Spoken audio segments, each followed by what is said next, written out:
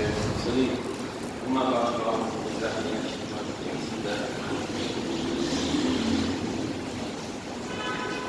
قال الله تعالى في القرآن المجيد في الحديث إن الله وملائكته يصلون على النبي يا أيها الذين آمنوا صلوا عليه وسلموا تسليما اللهم صل وسلم وبارك على سيدنا محمد وعلى آله وصحبه وسلم الصلاة والسلام عليك يا سيدنا وعلى آله وصحبه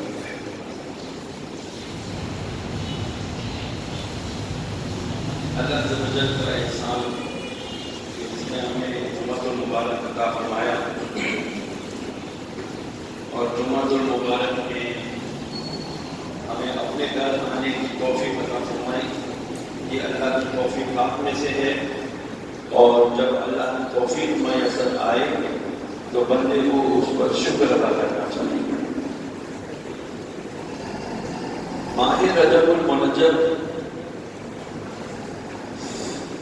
فضیلتوں برکتوں والا مہینہ اور آج 20 رجب المنجب اور آج کا دن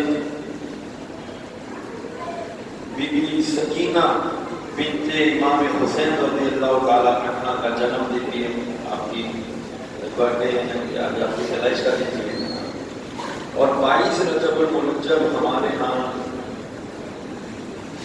عرف میں جسے کہتے ہیں بوڑھوں کا دن ہے. بوڑھے کی نیاز کی جاتی ہے. امام جعفر صادق رضی اللہ تعالیٰ عنہ کی نیاز کی جاتی ہے. اچھا کچھ ائمہ کرام نے اس میں اختلاف کیا ہے. وہ کہتے ہیں 15 رجب کو امام جعفر صادق کی ہے اور 22 رجب کو حضرت امیر معاویہ رضی اللہ تعالیٰ عنہ کی رحلت کا وفات کا دن ہے. تو اس میں بھی کوئی گھبرانے کی بات نہیں ہے. بات یہ ہے کہ ہمارے ہاں چونکہ سوشل میڈیا بھی بہت عام ہو گیا ہے تو بڑی کھل کر ہر ایک آزادی اظہار رائے کا حق استعمال کرتا ہے. دا فریڈم آف اسپیچ کا حق استعمال کرتا ہے جو منہ میں آتا کہہ دیتا ہے. اور ہمارے یہاں عوام کے اندر بڑی یہ بے شعوری موجود ہے کہ وہ علماء کرام سے رابطہ نہیں کرتے. ایک فصیل ایک بڑی خلیج حائل ہے علماء کرام اور عوام کے بیچ میں. اور اس خلیج کی وجہ سے جو گوگل میں موجود خود ساختہ اپنی طرف سے مفکرین اور اپنی طرف سے مدبرین بنے ہوئے اسلام کے سو کالڈ ٹھیکیدار موجود ہوتے ہیں تو وہ بے ترتیبی باتیں ہیں. میں چاہ رہا ہوں کہ آج اس بات کو کلیئر تھوڑا سا کر لیں کانسیپٹ کو کہ آخر جو نیاز کی جاتی ہے وہ ہے کیا, کیوں کی جاتی ہے, کیا یہ فرض ہے, واجب ہے, سنت ہے, یا اس کی حیثیت مستحب عمل کی ہے, کیا ہے آخر, اور کیوں کی جاتی ہے. اور جو نہیں کرتا تو کیا وہ دار اسلام سے خارج ہو جاتا ہے. ان مسکنسیپشن کو آج ہم تھوڑا سا کوشش کریں گے. فرسٹ آف آل نیاز کیا ہے. اب یہ امام جعفر صادق کی اور حضرت امیر معاویہ کی اب ہم جوائنٹلی نیاز سمجھتے ہیں اس کو, جسے ہم عام زبان میں کنڈے کہتے ہیں. میں کہتا ہوں یہ بدتمیزی والا ورڈ نہیں کہنا چاہیے. حضرت قبلہ امیر اہل سنت شاہ ابوالحق قادری رحمۃ اللہ تعالیٰ علیہ کے پاس ایک مرتبہ ایک شخص آیا اور اس نے یہ کہا حضرت کیا کنڈے کھانا حرام ہے. تو آپ بھی موڈ میں تھے, آپ نے فرمایا ہاں بیٹا کنڈے کھانا حرام ہے لیکن کنڈے کے اندر پڑی ہوئی جو شیرینی ہے, مٹھائی, میٹھا, کھیر ہے, واٹ ایور اٹ از, وہ حلال ہے.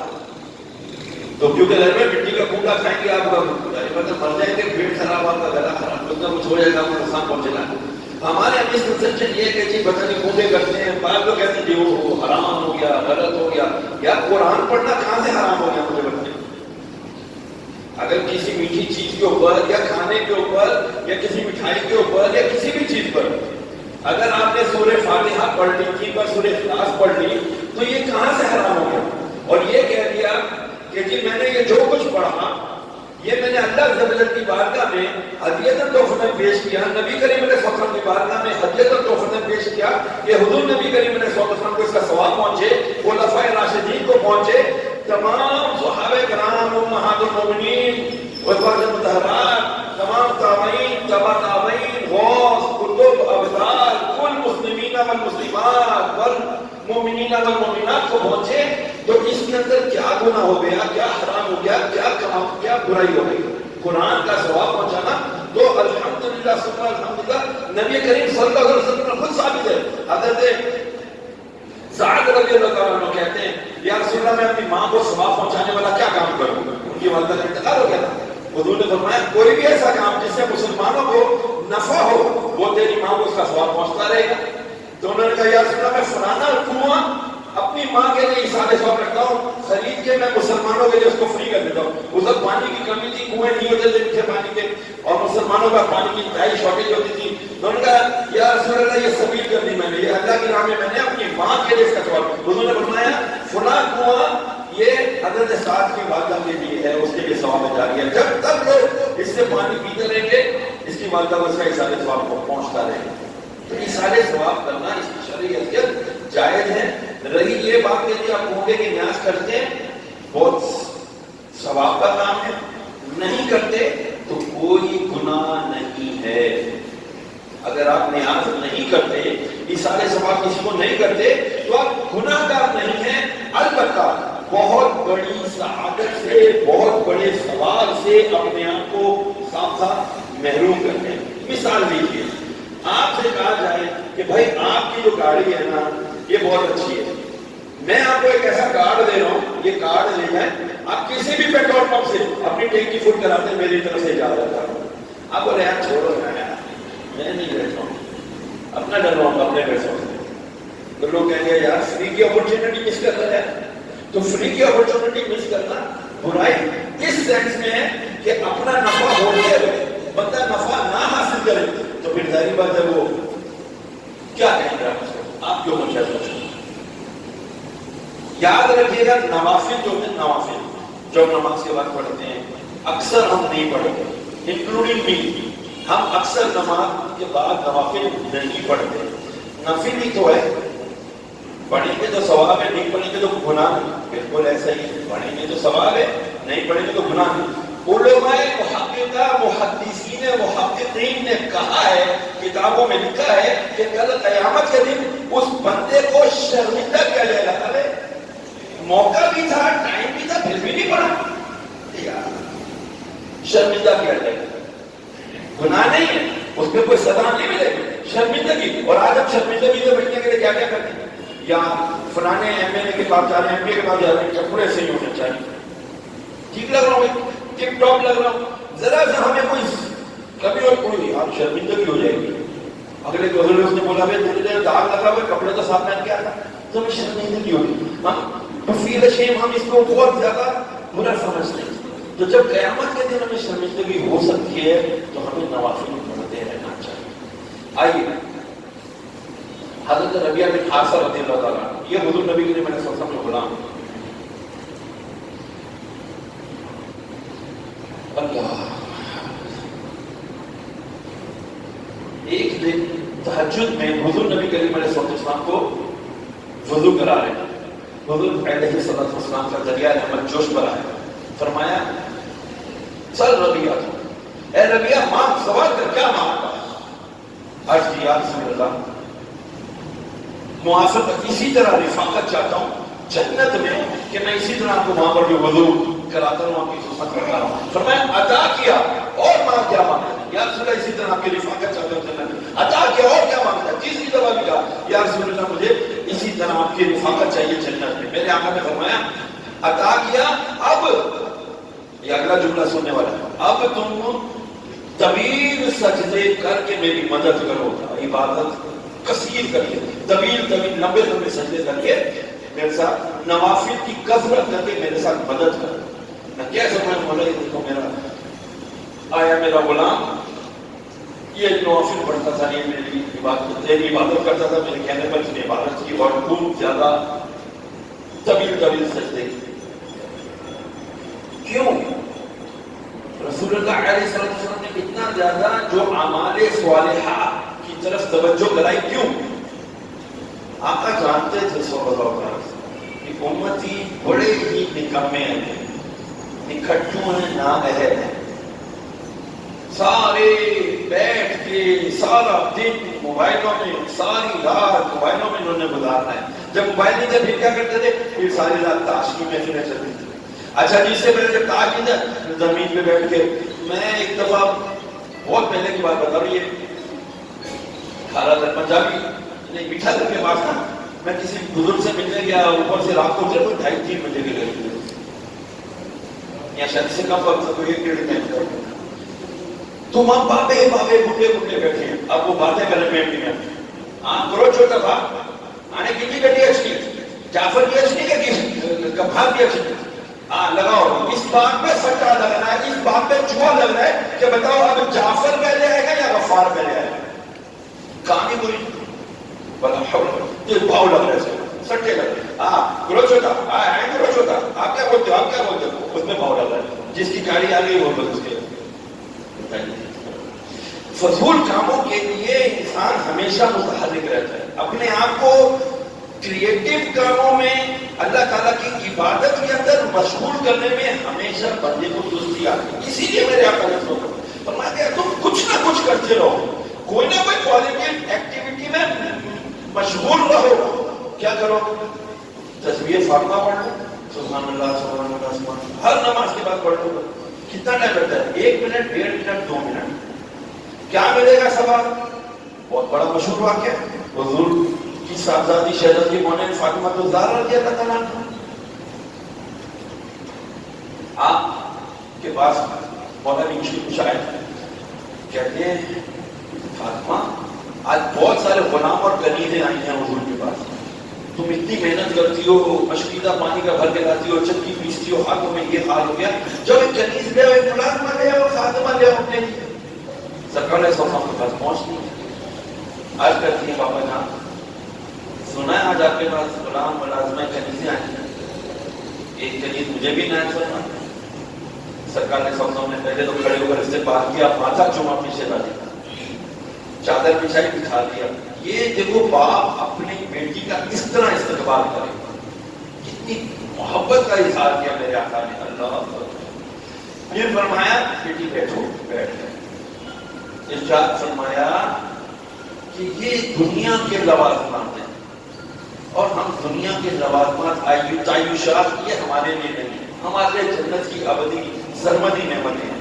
تو میں کیا تمہیں ایسا کوئی بات یا کوئی ایسی وظیفہ نہ دوں کہ تم جب تھک جاؤ اور تم جب یہ پڑھا کرو تو تمہیں ایسا سکون ملے گا جیسے چھوٹے چھوٹے معصوم نرم ہاتھوں دے کے پاؤں کے بعد تمہیں سکون ملتا ہے، ایسا تمہیں سکون ملے۔ کیا میں تمہیں ایسا وظیفہ نہ بتاؤں؟ یار ابا جان آپ مجھے بتائیے، فرمایا کہ تم ہر نماز کے بعد 33 مرتبہ سبحان اللہ، 33 مرتبہ الحمدللہ، 33 مرتبہ اللہ اکبر کیا کرو، اور 100 کا الگ پورے کرنے کے لیے کلمہ پڑھ لیا کرو، لا الہ الا اللہ محمد رسول اللہ۔ اور ایک روایت میں 33 بار سبحان اللہ، 33 بار عبداللہ، 34 بار اللہ اکبر پڑھ لیا کرو۔ یہ کیوں؟ تاکہ ہمیں کچھ وقت مزید 2 منٹ 3 منٹ مسجد میں بیٹھنے کا موقع مل جائے، اور مسجد ہمارے حق میں کل قیامت کے دن گواہی دے کہ ہاں اللہ یہ بندہ مسجد میں بیٹھ کر تیرا ذکر کر رہا اور ہمارا ذاکرین میں نام ہو۔ کل قیامت کے دن میرے آقا نے فرمایا یہ مساجد جو ہے نا، جتنی مساجد، یہ سفید اونٹ کی صورت میں، سفید اونٹ بن جائیں گے مساجد ساری، اور سفید اونٹ کی صورت میں جنت میں داخل ہوگی۔ اعلان کرنے والا اللہ تعالیٰ کی طرف سے اعلان کرے گا، اے مساجد جو تم کو آباد کرتے تھے ان کو بھی بے حساب اپنے ساتھ جنت میں لے جاؤ۔ زور سے کہو نا سبحان اللہ۔ جو مساجد آتے ہیں آباد کرتے ہیں ان کے لیے کوئی خوشخبری۔ اچھا اب مسجدوں میں آنے کا بھی اسٹائل ہے، کوئی جلدی جلدی آتا ہے، جب میں سلام پھیر رہا ہوں تو اس وقت لوگ وضو خانے میں دیکھتا ہوں میں ہوتے ہیں، ایسا بھی ہوتا ہے بیچارے ایسے مصروف ہوتے ہیں کہ ان کو جمعے کے دن بھی جلدی آنا نصیب نہیں ہوتا۔ اپنے اپنے انٹرسٹ کی بات ہے، میں کسی کو کرٹیسائز نہیں کر رہا، میں ہمارا مائنڈ سیٹ بتا رہا ہوں۔ ہم کوئی ایسا کام جو مستحق ہو، جس سے ہمیں فری کا ثواب ملتا ہو، ہم نہیں کریں۔ فرائض کے پورے نہیں کرتے، فون آتے ہیں حضرت صاحب میرے ساتھ یہ مسئلہ ہے، میں جو کام کرنا ہوں ادھورا رہ جاتا ہے، بچوں کی شادی نہیں ہو رہی، بیوی جھگڑتی رہتی ہے، میں اکثر بیمار رہتا ہوں. بھائی نماز پڑھتے ہو؟ ہاں کوشش کرتا ہوں لیکن حضرت صاحب طبیعت ہی صحیح نہیں ہے. اچھا یار تم نماز نہیں پڑھتے تو مجھ سے وظیفہ مانگ رہے، میں تمہیں وظیفہ دوں گا تو تم سمجھو گے کہ تم صحیح ہو جاؤ گے. آئی ایم سوری، ایسا نہیں ہوگا. جب تک کہ آپ ڈیوٹی پوری نہیں کرو گے آپ کو اوور ٹائم کون دے گا؟ چلو پھر بھی کرتے ہیں کہ شاید یہ ذکر کرنے سے ہم اس لیے بدائی بتا دیتے قرآن اور حدیث والے کہ شاید یہ اللہ کا بندہ اللہ کا ذکر کرے، اللہ اس کو توفیق عطا فرما دے اور یہ نمازیں پڑھنا شروع کرے. شاید اس کا دل پاک ہو جائے، شاید اس کے ذہن میں سوچ میں پاکیزگی آ جائے کہ یار نہیں، کیونکہ اثر تو ہے نا اللہ کے کلام کے کلمات کے اثرات تو ہیں نا. اثرات کیا ہوتے ہیں؟ آخری بات، اثرات کیا ہوتے ہیں؟ تو کہنا جی مجھ پر میں نے حضرت صاحب مجھ نے فلانے بابا جی سے شاہ صاحب نے پوچھا، وہ کہہ رہے تم پر اثرات ہیں. بھائی کس چیز کے اثرات ہیں؟ اثرات ہوتے کیا پتہ نہیں. اثرات یہ دیکھیں پنکھا چل رہا ہے، اس سے 3 فٹ دور والے کو بھی ہوا آ رہی ہے، لائٹ وہاں چل رہی ہے، پورے اس کو منور کر رہی ہے. چلیں اس کو آسان اثرات. وہ علی سینا گریٹ سائنٹسٹ، بہت بہترین کیمسٹ اور بہت فزکس کے اندر ان کے کمال مہارت. وہ علی سینا اس وقت کے جو سلطان تھے ان کے دربار کے خاص معالج تھے، جنہیں کہنا چاہیے بادشاہ وقت کے فیملی ڈاکٹر تھے. بادشاہ وقت کا یہ کام تھا، وہ اس کی عادت تھی کہ وہ ہر جمعرات کو کسی نہ کسی اللہ والے کو بلا کر کے نا مجھ سے وعظ و نصیحت بیان کروایا کرتے تھے. بابا جی نے بیان کیا کہ بھائی جب اللہ کا ذکر کیا جاتا ہے تو بندے کے دل سے گناہوں کا میل دور ہوتا ہے، الزام دور ہوتا ہے، اس کے دل میں نور کے فوارے چھوٹتے ہیں اور وہ اللہ کی قربت حاصل کرتا ہے. وہ اسی نہ بیٹھے تھے اس وقت اپنی کرسی بھرتی نے خاص اسپیشل چیئر رکھی تھی. بیٹھنے سوچنے لگے یار بابا جی عجیب آدمی ہے یار، مطلب دل ارے یہ پمپنگ اسٹیشن ہے یار، یہ نہیں پیور بلڈ لیتا ہے، اس کے اندر آکسیجنیشن کر کے اس کو پیوریفائی کر کے پوری باڈی میں پمپ کر دیتا ہے. بابا جی کہہ رہے ہیں ذکر کرتے ہو جو خط دور ہوتا ہے تو یہ ہوتا ہے. وہ بابا جی اللہ والے تھے. حضور کی حدیث ہے، مفہوم عرض کرتا ہوں کہ مومن کی فراست سے ڈرو کہ وہ اللہ کے نور سے دیکھتا ہے. بابا جی فوراً سمجھ گئے. بابا جی نے آواز لگائی، او گدھے کھڑاؤ. ابو علی سینا، ایلی سینا انگریزی میں اس کا نام ہے. وہ ادھر دیکھو مجھے فرمایا گدھے ہاں تجھے کیا کھڑا ہو.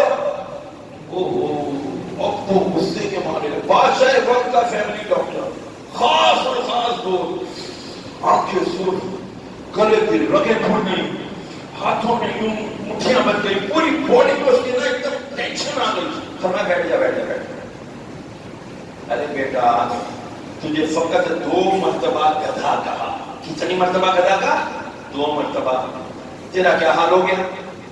تیری سفید آنکھیں سرخ ہو گئی، تیرا پرسکون گلا گلے ایک دم اسٹیف ہو گیا، تیری گلے کی رگیں پھول گئی، تیرے سیدھے ہاتھ مٹھیوں میں تبدیل ہو گئے، تیری پوری باڈی کے اندر تیری پوری فزک چینج ہو گئی. ارے 2 بار گدھا سن کر اس کے یہ تجھ پر اثرات وارد ہوئے کہ تیری پوری باڈی میں چینج آ گیا. ارے بار بار اللہ اللہ اللہ کی سر پہ لگائے گا کہ تیرے دل میں چینج نہیں آئے گا. سبحان اللہ. یہ ہے اثرات. اس لیے کہتے ہیں ہر ویلے گانا نہ کٹو، جدو گان کا دل ہو گئے تو سبحان اللہ الحمدللہ لا الہ الا اللہ محمد رسول اللہ، نبی کا کلمہ پڑھتے رہو کیونکہ مرتے وقت یہ کلمہ زبان پر ضرور ہے. تو جو ہم یہ نیاز کرتے ہیں امام جعفر صادق کی، یہ جائز ہے، فرض نہیں ہے، واجب نہیں ہے، سنت نہیں ہے. پھر سنت میں ساری سنتیں نہیں ہے، نہ متواترہ نہ موقع نہ غیر موقع، مستحب عمل ہے، جائز عمل ہے اور مستحب عمل ہے. کرو گے ثواب ملے گا. جیسے میں نے بھی کمی والی کہ اگر خیر کے کام کرو گے ثواب ملے گا، خیر کے کام نہیں کریں گے ثواب نہیں ملے گا. ہمیں بھی 50,000 روپے تنخواہ ملتی ہے، بی بی کا بیٹھ کے پلاننگ کرو گے یا 50,000 یا کوئی میں چھوٹی سی کچھ ٹائم کیا بولتے ہیں ہاف ٹائم جاب، کیا بولتے ہیں پارٹ ٹائم جاب. میں پارٹ ٹائم جاب کر لوں یار، کچھ اور آمدنی ہو جائے. بیٹیاں نا یار، بیٹیاں شادیاں کرنی ہیں، 20-20 لاکھ روپے کی شادی میں خرچہ کرنا ہے. میری بیٹی نے اپنی بڑی عجیب بات کہتی ابو 2.5 लाख में करेंगे मेरी शादी, इससे ज्यादा नहीं करना। क्यों? बोला नहीं, आपने कभी पढ़ाया लिखाया क्या के लिए, इतना शौर काय के लिए क्या है? आप हमारे बारे में, मैं नहीं परेशान होता, अल्लाह करेगा इंशाल्लाह बेटियां दिया मेरे नसीब के अच्छे करेगा इंशाल्लाह, हम दुआ मांगेंगे, दुआ का हथियार हमारे पास है। बोला नहीं अबू ये keep it in your mind, अगर आपने हमारी शादियां धूमधाम से की then you have no right whatsoever to sit on the member, तुम्हें फिर मेंबर में बैठने का कोई हक नहीं है। अगर तुम शादी की फजूलियात के खिलाफ बात करते हो then you have to implement on your life, on your doctor's also, इंशाल्लाह। मैंने सर फखर से बोला तो क्या यार अल्हम्दुलिल्लाह है, बच्ची ने ऐसी बात बोला, बस जो मेहमान आते हैं सुन्नत के मुताबिक उनकी ज़ियाफत करना, इकराम करना, बस खत्म। आज क्यों नहीं ऐसी सोच? सो जब हम अपनी इनकम से बढ़कर इनकम की सोचते हैं तो वाई नॉट फराइज से बढ़कर हम नवाफिल, सदका, खैरात, अच्छे अमाल की तरफ क्यों नहीं बढ़ते? अल्लाह ताला अपने हबीब के सदके हमें अच्छे अमाल करने की तौफीक अता फरमाए और हमें शौक और ज़ौक़ अता फरमाए अमाल सालिह का। आमीन। अस्सलामु अलैकुम।